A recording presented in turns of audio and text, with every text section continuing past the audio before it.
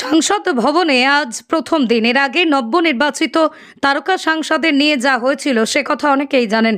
সেই দলে ছিলেন নুসরাত জাহান এবং মিমি চক্রবর্তী, যাদের পোশাক নিয়ে কটাক্ষ করা হয়েছিল। তবে এবার আর সেই ঘটনা ঘটেনি, কারণ এবার ওয়েস্টার্ন পোশাকে নয়, বরং তাদের দেখা গিয়েছে শাড়িতে। আজ পার্লামেন্টে নবনির্বাচিত সাংসদের মধ্যেই নজর কাড়লেন রচনা এবং সায়নী ঘোষ। দুজনেই প্রথম যাচ্ছেন সংসদে। তাঁদের শাড়ি নিয়ে নানা আলোচনা হলো। রচনার শাড়ি দেখে চমকাতে হয় কেন? সবুজ রঙের শাড়ি পরে চোখে চশমা রচনা প্রথমবারের জন্য দেখলেন সংসদ ভবনের চেহারা। রচনার পরনের শাড়ি নিয়ে অনেকেই বলছেন হুগলির ঘাস আর গাছ দেখার পর এই থিম মাথায় আসা নেহাতই সাধারণ। হুগলির নতুন নির্বাচিত সাংসদকে নিয়ে নানান সময় নানান ট্রোল হয়েছে, কিন্তু এবার কি তবে নিজের পোশাকের জন্যই তাকে বাহবা দিলেন সকলে? বলা বাহুল্য, এই দুটো কেন্দ্রেই আগে তারকা সাংসদ ছিলেন। হুগলিতে লকেটকে হারিয়ে সেই জায়গায় এখন রচনা বন্দ্যোপাধ্যায় সাংসদ। অন্যদিকে যাদবপুরে এর আগে ছিলেন মিমি চক্রবর্তী, সেও বিনোদন জগতের মানুষ। সেখানে এবার নতুন সাংসদ সায়নী ঘোষ।